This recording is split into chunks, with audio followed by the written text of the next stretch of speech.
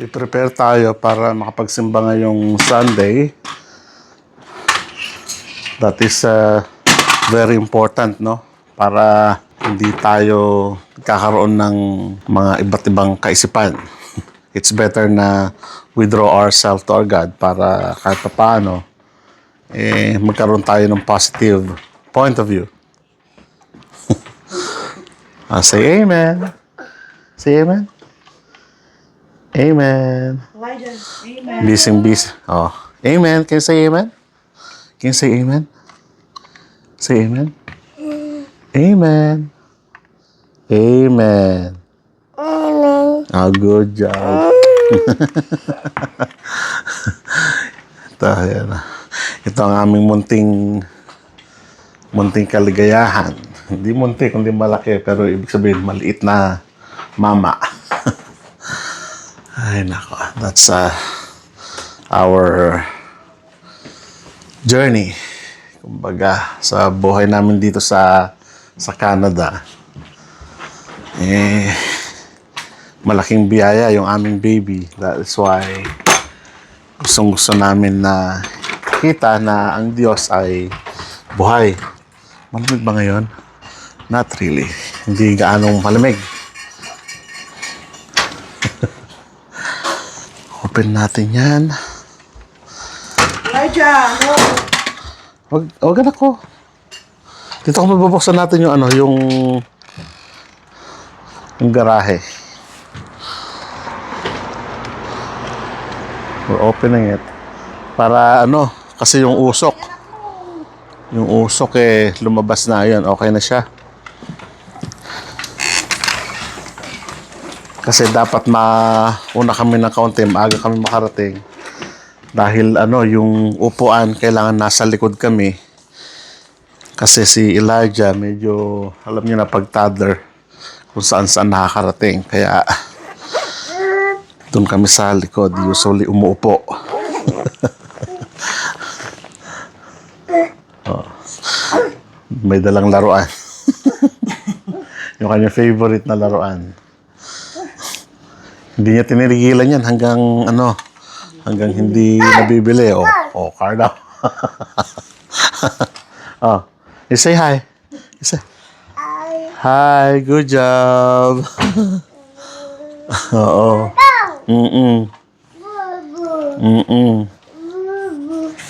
Oo. Okay, we're about to go at kita-kita tayo sa sasakyan,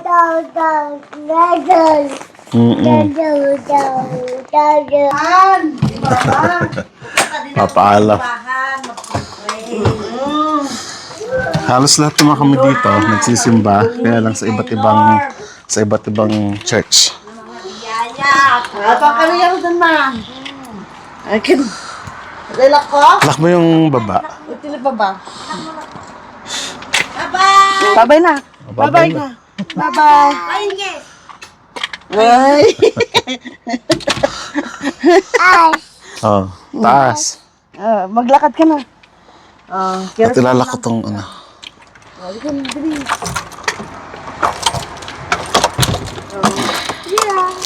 Kailangan lagi naka-double lock para iwas sa Kung minsan may mga careful. naghahanap na kung ano-ano. Good job, anak.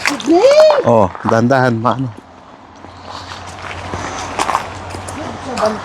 Good job.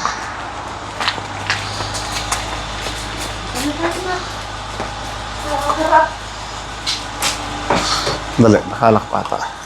Okay.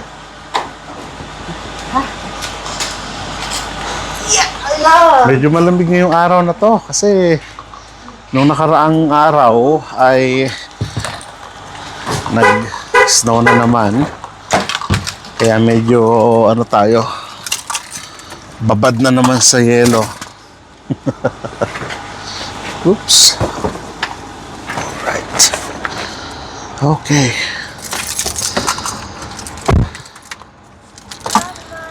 Yan. Wala, maiwan na si mama. Sabi mo kasi, Sabi mo, iiwan. iiwan. Yan, iwan tuloy. Naiwan na si Mama. Tutut. Ito bawal to ginagawa namin. Hindi to maganda. Kasi 2 blocks away lang naman yung church. Kaya nandito sa harap sa harapan, di ba?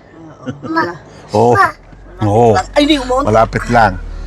Pero pag regular trip, nasa likod siya. Meron siyang kabi doon sa likod. Doon siya nakalagay. So, let's go!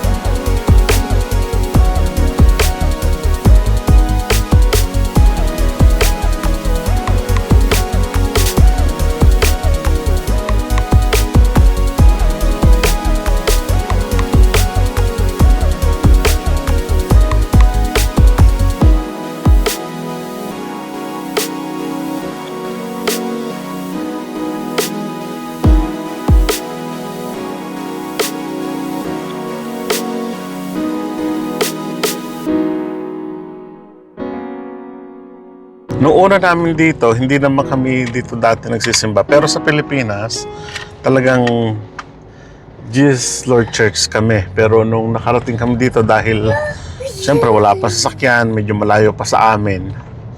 Doon pa sa downtown dati, doon kami sa sa Rock of Christ. Doon kami nag-church dati. Pero sa medyo labas na yun ng city. Kaya lang dumating yung time na nakabili ng property dito yung church malapit na sa amin. That's the time na rin na na bumalik kami. Kasi mas convenient sa amin, mas malapit 3 blocks away.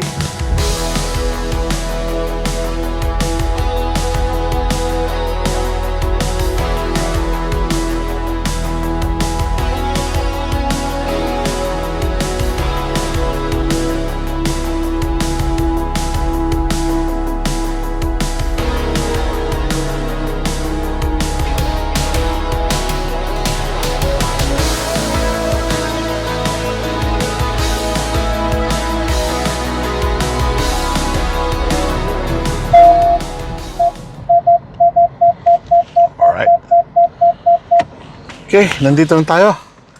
Hindi na tayo pwedeng mag-video sa loob kasi medyo private. Marami ng tao.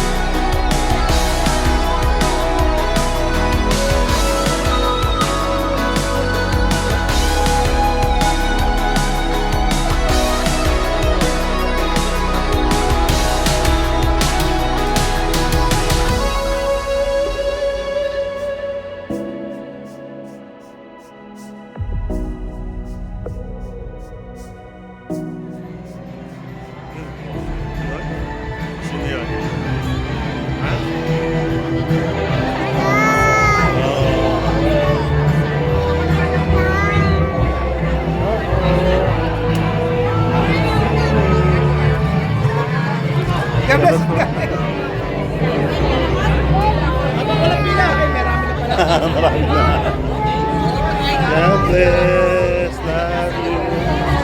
God bless.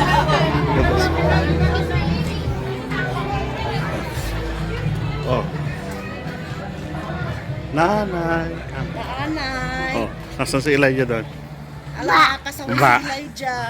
Yung ulo mo. Wow, wow. Wawa daw siya. Wawa ka na naman. Lagi ko wawa. Teka Oh, lalakad daw siya. Lalakad daw. Hold my hand. Ay.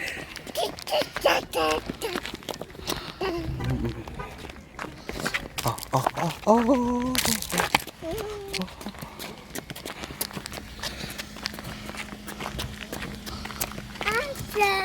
Saan?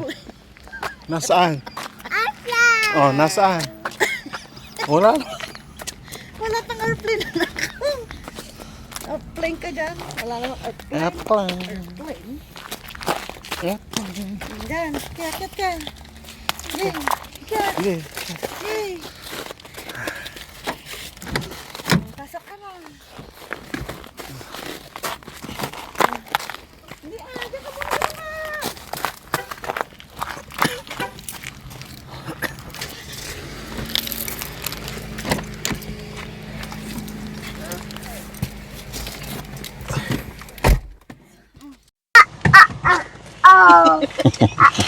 Uh-oh.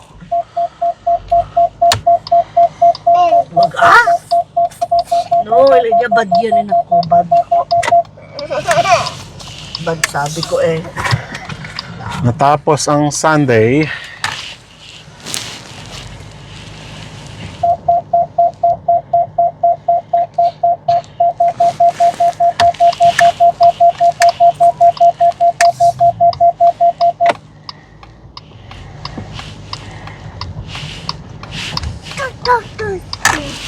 Yan, thank God. Tapos na naman ang Sunday.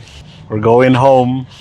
Have rest. Magluluto na naman. Prepare na naman ng pagkain for this week. So, ganun ang routine natin.